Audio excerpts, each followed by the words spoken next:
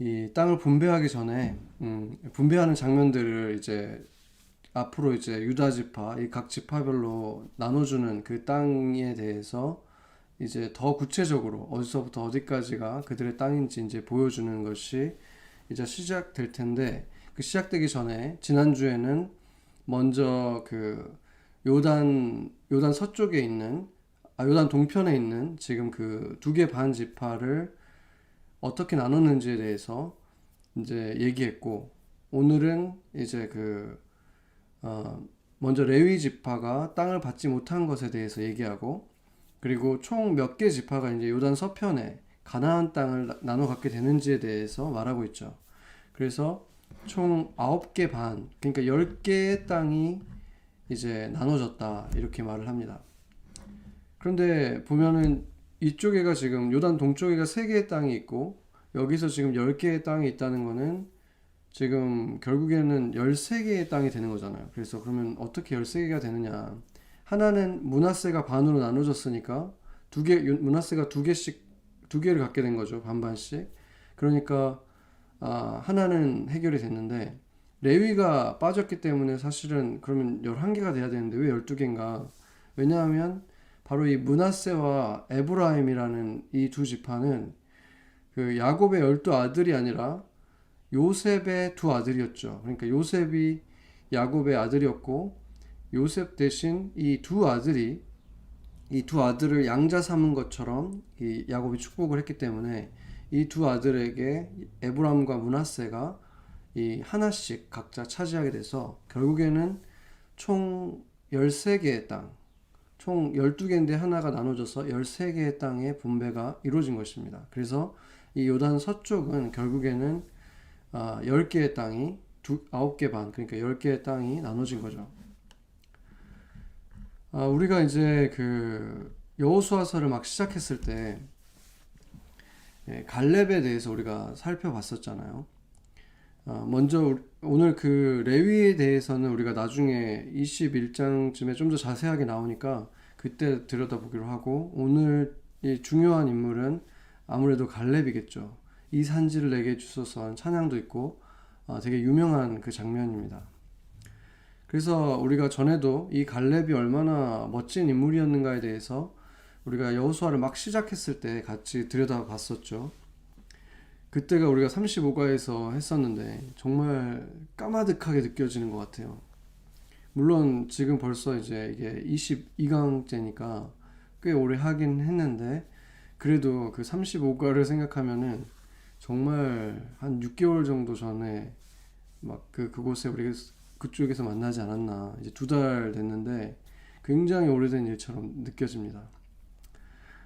근데 어쨌든 그때 우리가 그 갈렙에 대해서 좀 살펴봤는데, 바로 오늘이 이제 이 갈렙이 45년이라고 하는 침묵의 시간을 깨고 이제 갑자기 등장을 하는 그런 장면이죠. 그리고 지금은 이제 각 지파가 땅 분배가 완전히 끝났다고 보기보다는 이제 막 그거를 하는 그런 상황인데, 물론 말에서는 지금 한 것처럼 했지만 아직 땅이 정확하게 다 분배된 거는 이제 이 이후에 나오거든요. 15장부터 유다 지파부터 나오는데, 그때 이제 땅 분배를 그러면 제비뽑기로 했는데 어떻게 했느냐, 이제 학자들도 결국에는 유추할 수밖에 없죠. 지금 성경에 정확하게 어떤 방식이었는지 말하고 있지 않는데, 아마도 2개의 항아리를 두고 하나에는 이제 뭐 각 지파의 이름을 넣어놓고, 이쪽에는 이제 땅의 이름을 넣어놓고, 이제 각 지파가 뽑히면 그 지파에는 어떤 땅을 줄 것인지 이렇게 나누는 이제 그 일들이 일어난 거죠. 근데 그렇게 하고 나면은 이제 어떤 일이 또 필요하겠습니까? 그러고 나면은 이제 그 지파 안에서 땅을 또 분배하게 되겠죠. 그러니까 먼저 각 지파로 나눠주는 거를 제비뽑기를 했고, 그러면 이제 그 지파 안에서 나눠주는 것도 제비뽑기를 하고 또 숫자를 좀 맞춰주고, 집안마다 숫자의 크기가 다를 수 있으니까 이제 그런 식으로 했어야 되는 건데, 지금 그래서 각 족장들이 이제 모여서 그것을 하는 건데, 지금 유다 지파의 족장과 함께 갈렙이 같이 나타난 거예요. 그러니까 갈렙은 족장이 아니었다는 것을 보여주는데 이 갈렙이 나타나서 아직 유다 지파가 땅이 어디서부터 어디까지인지 분명하게 나타나지도 않은 상태에서 자신의 집안에게, 그러니까 나에게 이 땅을 주십시오라고 굉장히 구체적으로 요구하고 있는 것이죠. 그래서 이것을 어떤 면에서 생각하면은 좀 당황스러울 수도 있는 상황이죠. 왜냐하면 이 제비뽑기라는 방식은 완전히 이제 세속적인 입장에서 본다면 완전히 운에 맡기는 거고, 하나님을 믿는 사람들의 입장에서 보자면 완전히 하나님의 손에 맡기는 거죠. 우리들이 어떤 그 편견도 가질 수 없고 어떤 기준을 줄 수도 없고 그냥 하나님이 어느 지파에 어떤 땅을 줄 것인지 결정하게 하는 그런 방식인데, 지금 이 갈렙이 나타나서 자신에게 땅을 그냥 제비뽑기가 아니라 자신에게 땅을 달라 이렇게 지금 요구를 하게 된 거죠. 그러니까 어떻게 보면은 지금 그 전체가 지금 결정한, 하나님이 선택하는 대로 나눠주기로 한 지금 제비뽑기로 하기로 했는데 자기는 이 땅을 꼭 가져야 된다 이렇게 주장을 한 거기 때문에 좀 분란을 일으킬 만한 행동이었을 수도 있는 것이죠. 그런데 여호수아는 이 갈렙을 크게 축복하면서 그 땅을 즉시 바로 이 갈렙에게 줍니다. 어떻게 보면 이 유다 땅 안에서의 그 땅에 나누는 거는 이제 유다의 족장이 권리가 있는 것일 수도 있는 거잖아요. 그런데 지금 여호수아가 그냥 그러면은 이것은 갈렙의 땅으로 하자 하고 그냥 줘버리는 거죠. 이게 어떻게 된 것일까? 이 갈렙이 요구한 땅이 어떤 땅이었는가를 보면 우리가 그 이유를 이해할 수 있게 되는데, 이곳을 지금 기럇 아르바라고 불렀죠. 그래서 나중에는 이제 이 땅이 결국에는 헤브론으로 불리우게 되는 땅인데, 이 땅이 누구의 땅이었냐면 가장 아낙 자손 중에서 가장 큰 자의 땅이었다라고 말을 하죠. 아르바라고 하는 자가 이 땅에 있었는데, 이 땅의 주인인데, 이 땅은 아낙 자손 중에서도 가장 큰 자였다라고 말을 하는 거죠. 그렇기 때문에 지금 우리가 7년 동안의 그 정복 전쟁을 마쳤고 결국에는 이제 그 연합군들은 다 물리쳤고, 지금 당시에 어떤 왕으로서 있었던 자들을 다 결국에는 물리쳤는데, 이 사람은 어떤 그 아르바라고 하는 자는 가장 큰 자라고 했던 게 그 아버지 같은 사람이었다라고 하는 거거든요. 그렇기 때문에 많은 그의 아들들이 이제 그 연합군들에 속해 있었을 것이고, 그들이 이제 사실은 지금 실제적으로 지금 그 왕권을 가지고 있었고, 이 사람은 그들의 이제 그 아버지로서 이제 나이가 좀 있는 거죠. 그래서 이제 약간 물러나 있는 상태. 그렇지만 여전히 스트롱홀드를 가지고 있죠. 그의 장수들의 이름들도 등장하고 나중에 보면. 그렇기 때문에 물론 그때 실세들 가운데 있었던 건 아니지만 여전히 굉장히 큰 힘을 가지고 있는 그런 세력이었습니다. 그리고 지금 그 당시에도 오늘 본문의 마지막에 보면은 이 갈렙이 그 땅을 차지한 이후에 전쟁이 멈췄더라 이렇게 말을 하거든요. 전쟁이 그쳤더라 이렇게 말을 한다는 것은 그때는 지금도 전쟁 중이었다는 얘기인 거죠. 그러니까 큰 전쟁은 끝났지만은 지금 이 기럇 아르바라고 하는 헤브론 지역은 여전히 계속해서 그들의 그 방어하는 힘이 컸기 때문에 완전히 차지하지 못하고 계속 전쟁이 벌어지고 있는 그런 상황에 있었다는 거죠. 그렇다면은 누가 그 땅을 원하겠습니까? 지금 이미 좀 많이 차지하고 힘이 별로 없는 그 종족들이 남아있는 그 땅을 자기가 배분받으면 좋겠다라고 생각하겠죠. 모든 지파들이. 그렇기 때문에 어떻게 보면 누구도 그 땅은 원하지 않고 있었던 상태라는 것을 알 수 있습니다. 바로 그 상황에서 이 갈렙이 내가 그 땅을 차지하겠다. 85세나 된 이 노장이 내가 가서 그 땅을 차지하겠습니다 라고 여호수아에게 담대히 나온 거죠. 그랬기 때문에 이 여호수아는 아주 감동을 받고 바로 그 사람을 축복해 준 것입니다. 모두가 탐내고 있었다면 그렇게 하기가 쉽지 않은 상황이지만 오히려 지금도 전쟁이 치열하게 벌어지는 상황이었기 때문에 갈렙이 한다고 했을 때 누구도 그거에 대해서 unfair하다고 할 수 없는 그런 상황이었던 거죠. 그런데 갈렙이 그 땅을 그렇게 구체적으로 요구한 이유가 자신이 예전에 그 출애굽을 해서 광야에 있을 때, 광야에 나온 지 얼마 안 돼서 그 정탐꾼으로 갔던 그 사건이 있잖아요. 그때 가데스 바네아에서 자기에게 그 모세가 말했던 바로 그 땅이다. 그 땅이기 때문에 내가 차지해야 된다. 이렇게 주장을 한 것이죠. 민수기 13장 27절 30절을 제가 한번 읽겠습니다. 모세에게 말하여 이르되 당신이 우리를 보낸 땅에 간즉 과연 그 땅에 젖과 꿀이 흐르는데 이것은 그 땅의 과일이니이다. 그러나 그 땅 거주민은 강하고 성읍은 견고하고 심히 클 뿐 아니라 거기서 아낙 자손을 보았으며 아말렉인은 남방 땅에 거주하고 헤딘과 여부스인과 아모리인은 산지에 거주하고 가나안인은 해변과 요단가에 거주하더이다. 갈렙이 모세 앞에서 백성을 조용하게 하고 이르되 우리가 곧 올라가서 그 땅을 취하자 능히 이기리라 하나. 여기에서 지금 그 앞에 부분에 말했던 것은 그 10명의 정탐꾼이 보고한 거죠. 이 과일이 이렇게 크고 젖과 꿀이 흐르긴 하지만 우리가 거기서 아낙 자손을 봤습니다. 그들의 성읍은 어마어마하고 견고합니다. 그리고 우리는 거기서 아낙을 봤다. 이 말을 하자 이제 그 모든 백성들이 다 이제 그 고통을 하는 거죠. 우리는 이제 다 끝났다. 우리는 이길 수 없다. 이런 상황이 오니까 이제 갈렙이 바로 백성을 조용하게 하는 거예요. 그 모세 앞에서 조용하게 했다. 그러니까 굉장한 리더십을 발휘한 거죠. 지금 가서 소리를 친 거죠. 그 모든 백성이 있으니까 어마어마한 많은 사람이잖아요. 그러니까 크게 소리를 쳐서 조용히 하라. 조용히 하라 하면서 우리가 올라가서 그 땅을 취하자. 능히 취할 수 있다. 이렇게 그 모든 사람 앞에서 모세 앞에서 지금 그것을 선포한 것입니다. 이 상황을 보고 나면은 이 갈렙이라는 사람이 굉장히 용감하고 아주 하나님을 신뢰하고 그랬던 사람이라는 것을 알 수 있는데 그랬기 때문에 어떻게 보면 갈렙의 인생은 되게 좀 억울할 수 있는 인생을 살았다고 볼 수 있죠.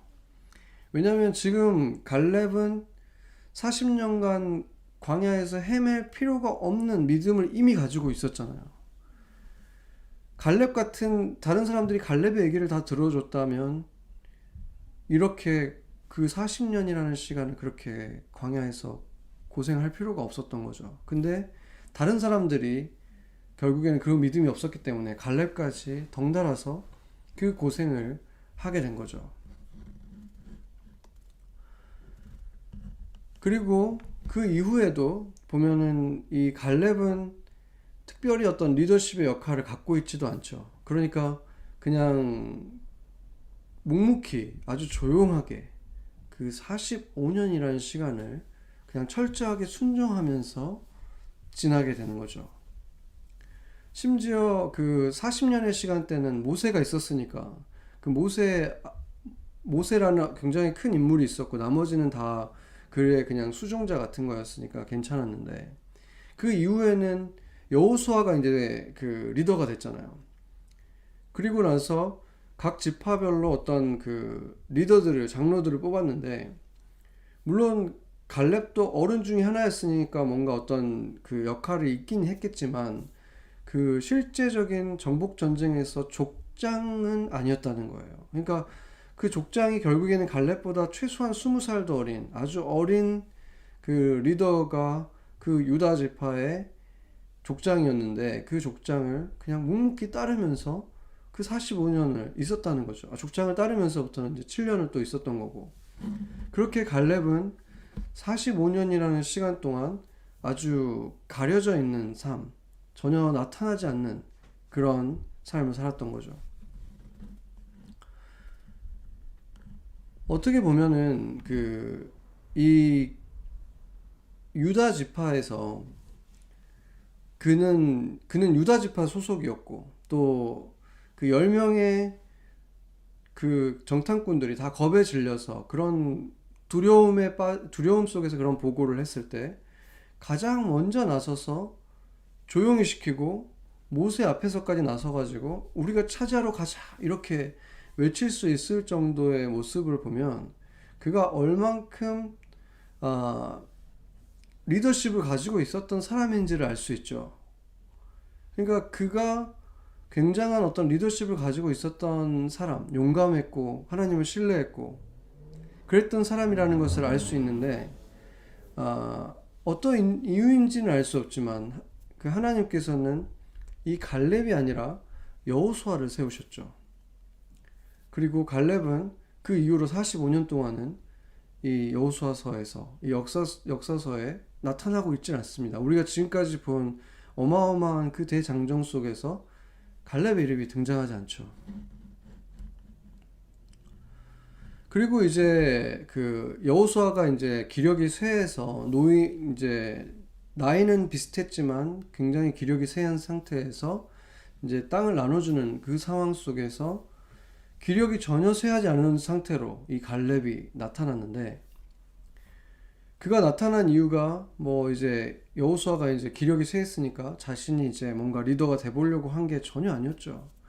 그럼에도 불구하고 그때도 자신은 그냥 그 작은 땅 남들이 원하지 않은 그 땅을 내가 가서 스트롱홀드의 그 땅을 제가 차지하겠습니다. 이렇게 하면서 나선 거예요. 그 땅을 생각해 보면은 바로 그 땅이 우리가 갔을 때 그 견고한 성읍을 받고 그 성읍에 있는 안악자손을 봤다. 바로 그곳이었죠. 지금 그 기럇 아르바 그 헤브론이 바로 그 안악자손을 봤던 바로 그 땅이었고 그때 당시에 45년 전이니까 그때 당시에 그 아르바는 아마도 그 가나안 전체에서 가장 그 큰 힘을 자랑했던 왕이었을 것입니다. 45년 전 그가 이제 더 젊었을 때이기 때문에 그래서 바로 그 땅을 이제 차지하겠다고 이제 나선 거죠. 그때 당시 45년 전에 정탐꾼으로 여호수아와 이 갈렙 그 둘만 그곳을 보고 왔고 그 아르바를 보고 왔고 그 아낙 자손들을 보고 왔는데도 불구하고 우리가 그 땅을 차지할 수 있다 이렇게 그 둘은 그렇게 그 마음이 맞았었잖아요. 그렇게 용감하게 그 둘은 주장을 했고 나머지 모든 사람들 정탐꾼뿐만 아니라 모든 이스라엘은 고개를 절레절레 저었죠. 그런데 바로 지금 45년이 흐른 이 상황에서 유일하게 남아있는 그 광야의 1세대 그 친구 같기도 하고 형제 같기도 하는 그 두 사람이 지금 만난 거죠. 그 장면이 지금 새롭게 연출이 된 건데 그 45년의 침묵을 깨고 나타난 그 친구가 바로 앞에서 우리가 45년 전에 가서 차지하자 했던 바로 그 땅을 저에게 주십시오. 내가 가서 그 땅을 차지하고 이 전쟁을 마무리하겠습니다. 라고 말하는 거죠. 굉장히 감동적인 장면이라고 볼 수 있죠.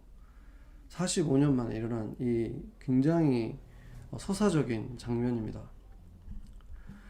이 갈렙이라는 사람에 대해서 성경이 많이 어떤 기록을 하고 있지는 않지만 오늘 본문에 보면은 갈렙의 아버지를 여분네라는 말은 많이 나오는데 여분네를 어디 사람이라고 말하냐면 그나스 사람이라고 말합니다. 그나스 사람이라는 말을 원어로 보면은 겐 사람이라고 하는 거, 겐이라고 하는 어떤 민족을 말하는 거거든요. 그래서 제가 유대인 역사 사전을 찾아보니까 그 미디안 그 겐 족속 사람이 성경 인물 중에 또 다른 사람이 있는데 누구냐면 그 모세의 장인이었던 그 미디안 지역의 제사장이라고 했던 이드로가 있죠. 근데 미디안이라는 것은 어떤 지역이에요. 그래서 그 신의 광야를 끼고 있는 그 광야 지역인데, 그 광야 지역의 한 민족이 그 겐 족속이었다는 거죠. 그래서 그 겐 족속 중에 모세의 장인 이드로도 있었고, 또 갈렙의 아버지 여분네가 바로 이 겐 사람이었다는 것입니다. 그래서 영어로도 보면은 케나이츠라고 됐거나 케나짜이트 이렇게 되어 있습니다. 그래서 그 약간의 그 단어의 차이가 있긴 있는데, 이게 고어를 이 트랜스레이트 한 거기 때문에 그 원문에서는 같은 민족으로 보고 유대인 사전에서는 그렇게 같은 겐 족속으로 보고 있는 것이죠.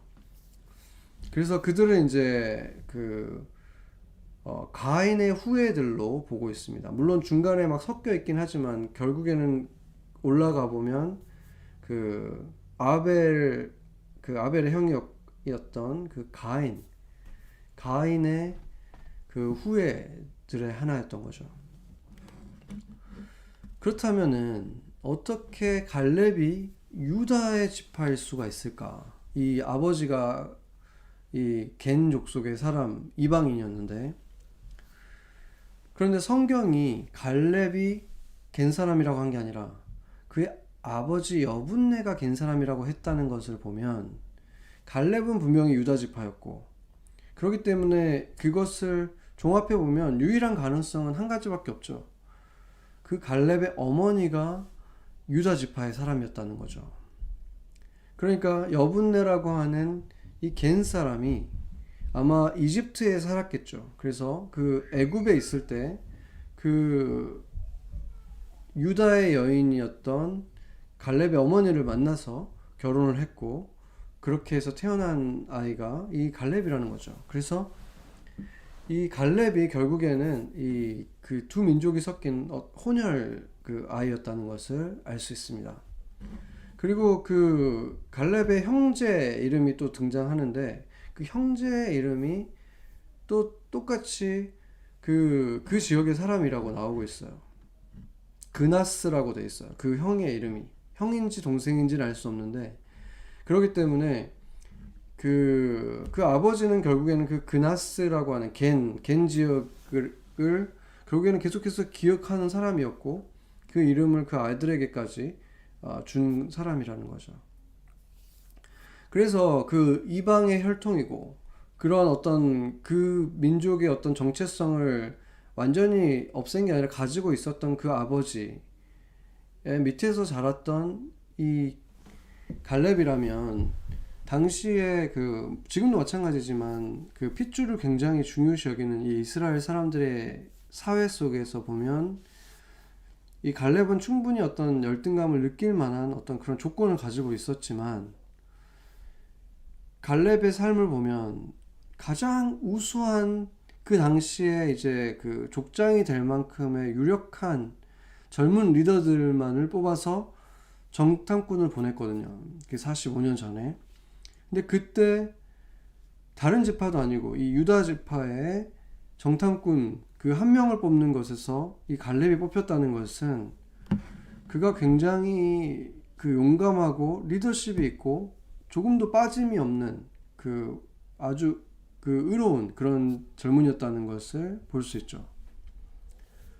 그리고 그가 그 이후로도 45년이라는 시간을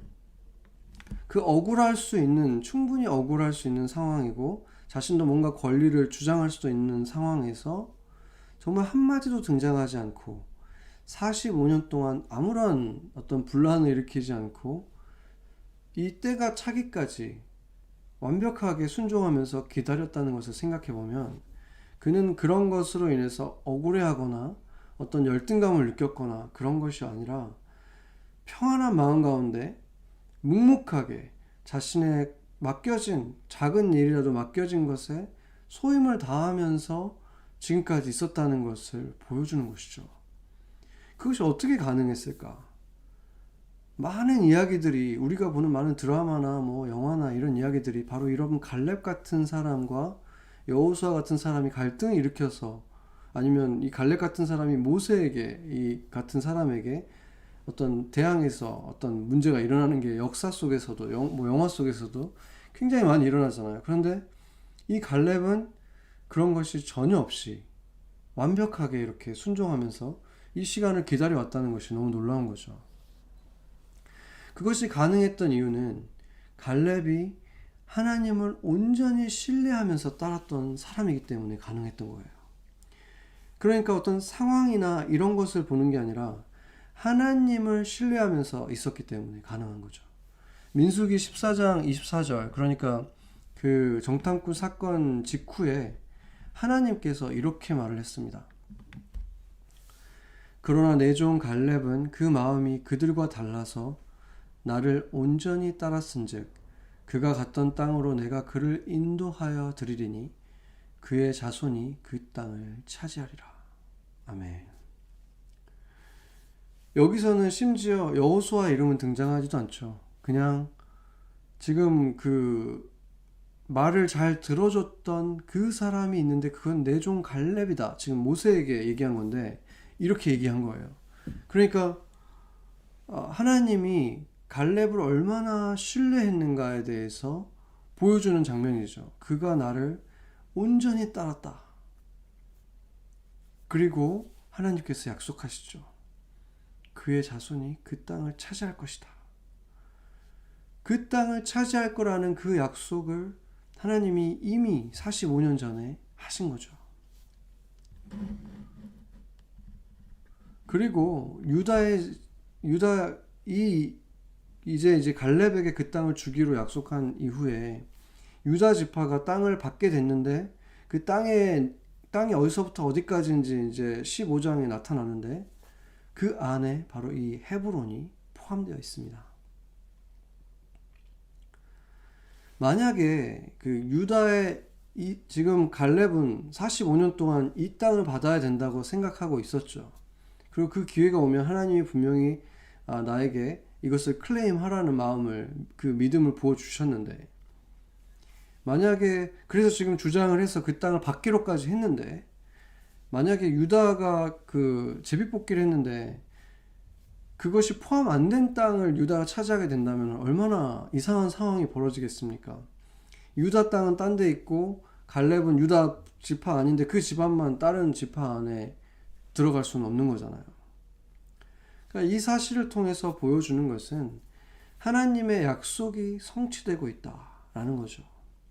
그리고 하나님의 약속이었기 때문에 갈렙도 그것에 대해서 믿음이 있었던 거죠. 이것은 분명히 유다에게 주어질 땅이다. 왜냐하면 이 땅을 주님이 나에게 약속하셨기 때문에.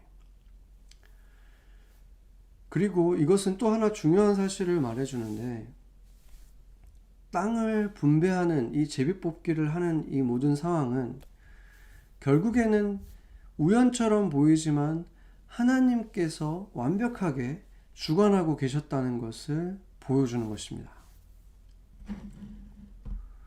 우리 인생에도 자주 일어나는 것들이 있죠. 우연인 것 같았는데 나중에 지나고 보니까 결국에는 이것이 필연이었다. 하나님이 하신 것이다. 라고 깨닫게 되는 것들이 굉장히 많이 있잖아요. 제가 그 맨하탄 선교교회에 예배 와서 이제 예배를 드리기 시작한 게 보니까 올해가 만 12년이에요. 제가 2008년에 처음 이 교회 뉴욕에 왔고 이 교회에 오게 돼서 이제 올해가 만 12년이 되는데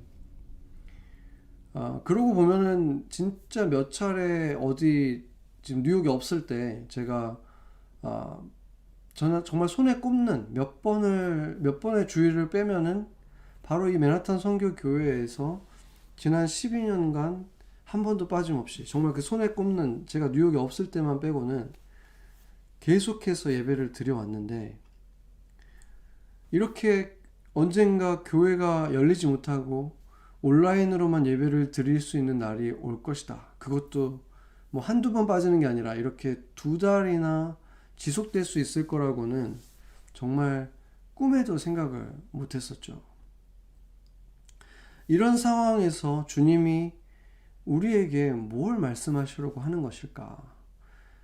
우리 교회에 주시는 주일 말씀 또 수요 예배 말씀을 통해서 계속해서 조금씩 풀어주셨는데, 오늘은 이 말씀을 통해서 이 45년의 침묵을 깨고 그 친구 앞에 나타난 그 갈렙, 그리고 그 갈렙과 여호수아의 이 만남의 이 굉장한 이 인상적인 장면을 통해서 주님이 우리에게 주시는 것은 이 도시를 향해서 가졌던 그 첫 마음, 정탐꾼이 갔었던 그 45년 전과 같이 이 교회가 처음 세워졌던 것, 그리고 이 교회에 처음 나왔던 그 날에 이 교회에서 하나님이 나에게 부어주셨던 어떤 은혜와 어떤 부르심, 그 음성, 그 첫사랑을 기억하고 회복하라는 말씀을 주시는 것 같습니다.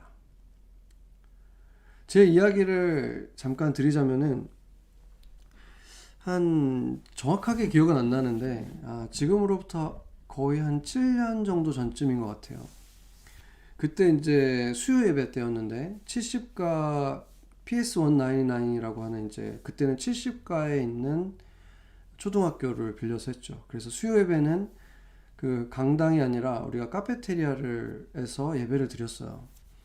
근데 그 카페테리아에서 그날도 예배를 드리는데 그날이 이제 좀 특별한 날이었던 게 제가 그때 그 사역 팀장이었어요. 웹팀이라고 하는 이제 사역 팀장으로서 있었는데 그때 이제 팀들이 돌아가면서 수요 예배에서 그 특송을 하는 뭐 그런 거를 했었거든요.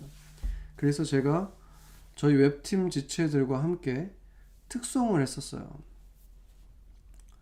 특송을 하면서 그 특송의 제목도 생각이 나는데 나의 부르심이라는 찬양을 특송을 하는데 제가 이제 그때는 뭐 사역자도 아니고 전혀 그것과 관계가 없었기 때문에 정장을 입고 교회에 간 일이 거의 없었죠. 근데 그때가 거의 처음인 것처럼 그렇게 정장을 입고 이제 나름대로 이제 특송을 하니까 그래서 우리 사역 팀원들도 다 좀 옷을 정장 비슷하게 입고 그렇게 특송을 하고 이제 나의 부르심이라는 특송을 어떻게 그냥 하게 된 거죠.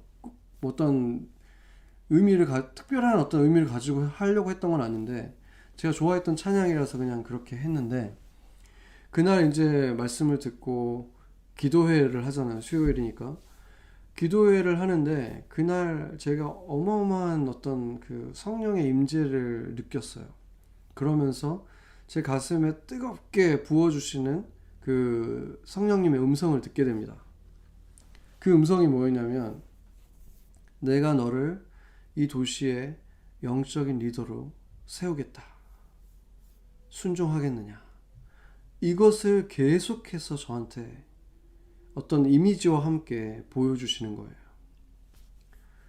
굉장히 강렬한 어떤 그 뜨거운 그 속에서 제가 그 주님의 음성을 듣고 또 그것에 대해서 이제 제가 계속해서 네, 순종하겠습니다 이렇게 기도 속에서 응답을 했죠. 그런데 그때만 해도 제가 뭐 목회자가 되겠다는 생각을 꿈도 꾸고 있지 않았기 때문에 평신도로서 뭐 전도하면서 살겠다는 생각은 당연히 있었지만 목회자가 되겠다 이런 생각은 전혀 안 하고 있었기 때문에 그 부르심에 대해서 거기까지는 해석을 안 하고 싶어 했어요. 물론 제 머릿속에서 제 그 기도 속에서 보여주신 이미지는 정장을 입고 그렇게 있는 이미지긴 했는데 그것을 굳이 그렇게 받아들이진 않았죠. 그냥 교회에서 평신도로서 열심히 섬겨야지. 이런 식으로 이제 저는 그렇게 매듭을 짓고 왜냐하면 현실적인 상황도 제가 목회를 할 수 있는 어떤 자질들도 전혀 보이지 않았고 또 사람들 앞에 나서는 것이 너무 두려웠던 사람이니까 당연히 그렇죠. 거기다가 현실적인 상황들도 제가 하려고 꿈꾸고 있던 일들이 따로 있었고 모든 게 전혀 제가 목회로 간다는 것은 그때 당시로는 가능성이 전혀 없었어요. 저에게는. 그런데 그때 당시에 보여줬던 그 비전 자체는 사실상 어떻게 보면 지금 제 모습하고 굉장히 비슷하죠. 단상에 올라가서 정장을 입고 있는 제 모습이었거든요. 그리고 결국에는 이제 그 당시에는 이제 가능성이 거의 보이지 않았던 그 길로 주님께서 인도하셨고, 바로 이 맨하탄 선교교회 수요 예배에서 제가 이렇게 말씀을 전하고 있는 거죠.